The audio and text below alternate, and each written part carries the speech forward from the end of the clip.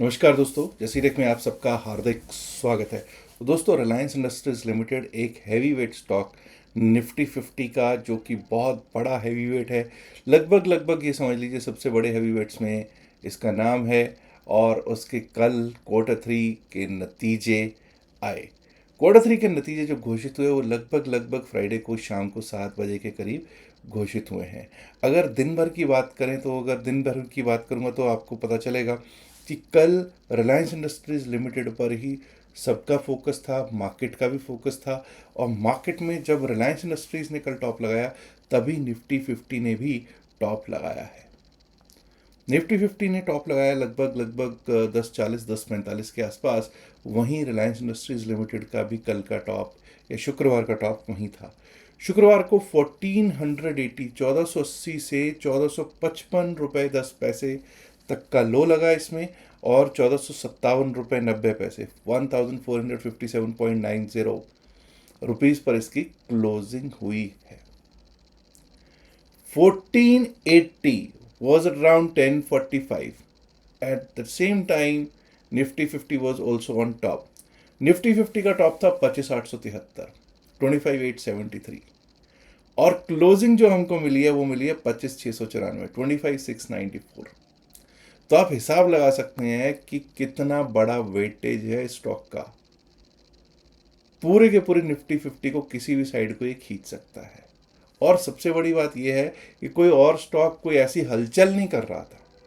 हाँ, जब ये ऊपर को लेके जा रहा था तो बैंकिंग भी ऊपर को एक तरफा लेके जा रहा था, लेकिन उसके बाद बैंकिंग नहीं हिला, बट रिलायंस इंडस्ट्रीज लिमिटेड ने नीचे आना शुरू कर दिया।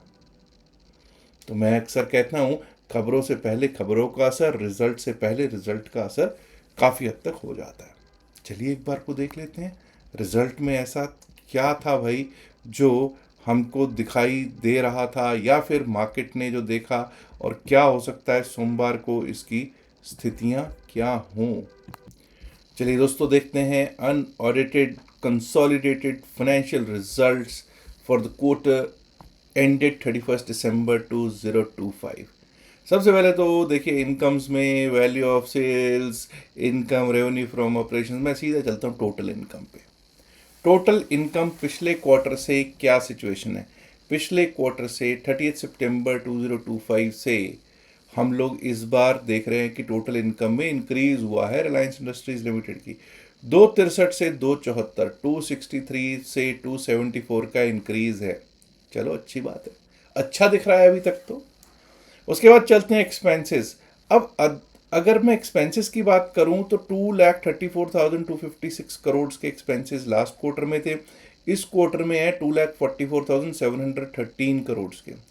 जरा ध्यान दीजिएगा, फोकस कीजिएगा जरा एक्सपेंसेस और इनकम पे। जिस हिसाब से आपकी इनकम बढ़ी है, मुझे लगता है कि थोड़े से उसी हिसाब से या उससे भी थोड़े ज़्यादा ही एक्सपेंसेस बढ़ते हुए दिखाई दे रहे हैं। पहला पॉइंट। अब दूसरे पॉइंट पे आते हैं जरा। कॉस्ट ऑफ मटेरियल्स कंज्यूम्ड, चलो जी, purchases of stock in trade, change in inventories of finished goods, work in progress and stock in trade, 811 crore negative. मतलब क्या ट्रांजिट में भाई गुड्स नहीं है क्या? कोई इनका माल, कोई कोई कंटेनर, कोई इनकी शिपमेंट आ रही है, नहीं आ रही, क्या सीन है? पहले आप देखिए कि कभी 8,420 8,421 करोड़ होता था, कभी 5,000 करोड़ होता था, कभी 13,000। अच्छा, वो 9,100 है। तो अब की बार क्या हुआ, 811 करोड़। अब आपको पता है कि मैंने ही अभी पिछले वीडियोस में बताया था कि इन्होंने रशिया से ऑयल लेना भी बंद कर दिया है। रशियन ऑयल की कोई भी इनके पास कोई कार्गो जो है ना ही दिसंबर में आया है। और उन्होंने ये भी अनाउंस किया कि जनवरी में भी ऐसी कोई भी ऐसी कोई इन्वेंट्री आने वाली है नहीं। उसका यहाँ पर असर दिख रहा है। प्रॉफिट बिफोर टैक्सेस आपको दिखाई दे रहा है 29,697 करोड़, 29,124 पिछले क्वार्टर में। कोई बहुत ज़्यादा फर्क नहीं है, कोई बहुत ज़्यादा फर्क नहीं दिखाई दे रहा दोस्तों। अब जरा मैं एक बार को चलता हूं और देखने की कोशिश करता हूं कि सिचुएशन इसकी अगर मैं देखूं, एक मिनट।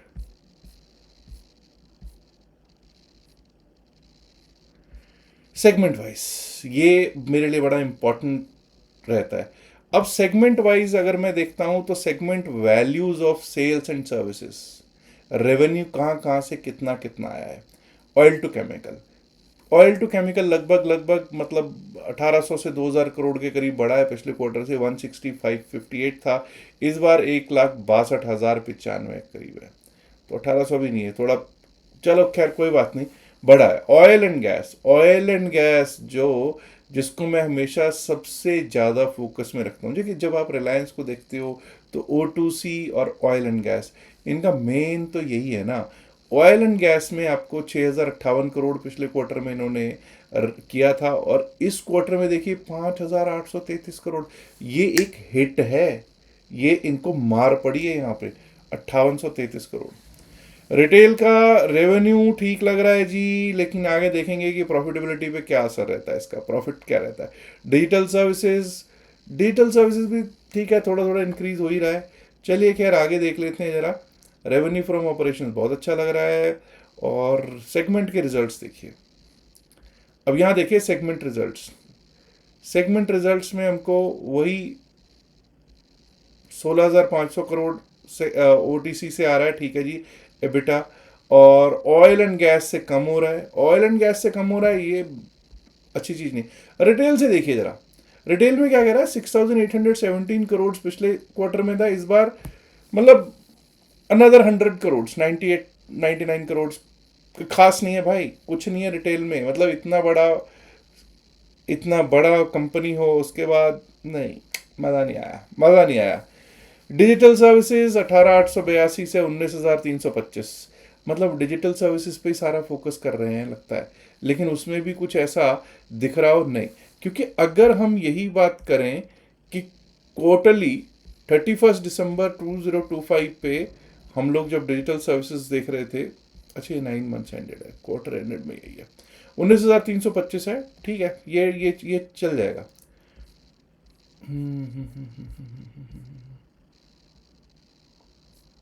सेगमेंट लायबिलिटीज, यहाँ पे क्या दे रखा है, stand alone results. Stand alone results में जब हम देखते हैं साहब, वाह भाई वाह, 1,29,000 की other incomes, other expense, total incomes, total expenses 1,16,000 के, मोटा मोटा 9,396 करोड़ का प्रॉफिट आफ्टर टैक्स। देखिए मतलब कोई ऐसे खास कोई नतीजे हो, मुझे तो ऐसा नज़र नहीं आ रहा, कुछ भी नतीजों में ऐसा खास हो मुझे नज़र नहीं आता हुआ दिख रहा।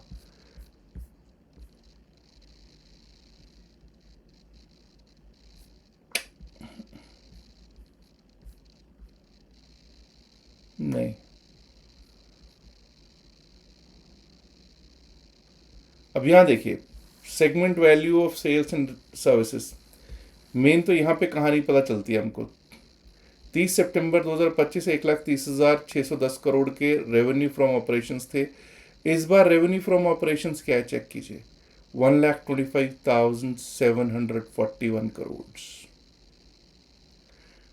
रिजल्ट्स कहीं से भी मुझे कोई बहुत खास लग रहे हो नहीं, सिर्फ एक O2C जो है वो थोड़ा सा कुछ ना कुछ दमखम दिखाता हुआ दिख रहा है, वो ठीक है, लेकिन अदरवाइज कहीं पर भी कोई मुझे बहुत बढ़िया रिजल्ट्स दिख रहे हों, ऐसा तो कहीं पर भी मुझे नज़र नहीं आ रहा।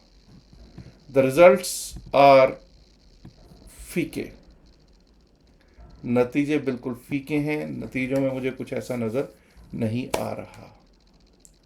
और अगर ऐसे ही कहीं HDFC बैंक और ICICI बैंक के भी शनिवार को नतीजे आएंगे, वो भी अगर ऐसे आ गए तो फिर तो आपको पता है कि दिक्कत भरा सबब होगा, फिर दिक्कत भरा सबब होगा। हालांकि उम्मीद यही है कि उनके नतीजे बनस्पत इसके बेहतर ही आने चाहिए। तो देखते हैं क्या होता है, उसके भी नतीजे जब आएंगे तो उस पर भी चर्चा की जाएगी। इसमें तो कुछ चर्चा करने वाला है ही नहीं, इसमें तो फ्लैट नतीजे हैं, कुछ चर्चा करने वाला होता तो चर्चा करता। अब क्योंकि मैंने ओपन कर लिया था और वीडियो रिकॉर्डिंग पे लगा दिया था, तो वही वाली बात है। एनीवेज फ्रेंड्स, मैं आपको एक और चीज़ बता दूं कि क्रिप्टो करेंसी का जो हमारा बैच चल रहा है उसमें अगर आप आना चाहें बिल्कुल खुशी से आ सकते हैं। उसमें एंट्री फ्री है, कोई कॉस्ट नहीं है, कोई चार्ज नहीं है। हाँ, हमारे लिंक से आपका अकाउंट ज़रूर खुला हुआ होना चाहिए। लिंक जो है डिस्क्रिप्शन और pin message of the video में दिया गया है। याद रखिएगा, जो भी बातचीत इस वीडियो में की गई है सिर्फ और सिर्फ एकेडमिक पर्पसेस से की गई है। इसका बायसेल की सलाह से कोई लेना देना नहीं है। यहाँ पे सिर्फ मैंने रिजल्ट्स डिस्कस किए हैं, बाकी कोई बाय सेल रिकमेंडेशन किसी स्टॉक के लिए नहीं दी है। उम्मीद करता हूँ वीडियो को लाइक कर चुके होंगे। हालांकि इसमें कुछ था नहीं यार, वीडियो मेरे को समझ नहीं आया, मतलब क्या पर्पस क्या है इस वीडियो को बनाने का। This is nothing, it was all like कुछ है ही नहीं, फ्लैट। मज़ा आए ना तब तो कुछ पता चले कि हाँ यार बड़े धांसू से नतीजे आए हैं। एनीवेज, लाइक कर दीजिएगा, शेयर कीजिएगा इस वीडियो को अपने दोस्तों के साथ ज़्यादा से ज़्यादा संख्या में। और दोस्तों, अगर आपने अभी तक जैसे चैनल को सब्सक्राइब नहीं किया, देर किस बात की, सब्सक्राइब करना तो बनता है ना। शुक्रिया, नमस्कार, धन्यवाद, good luck, have a great weekend, bye bye.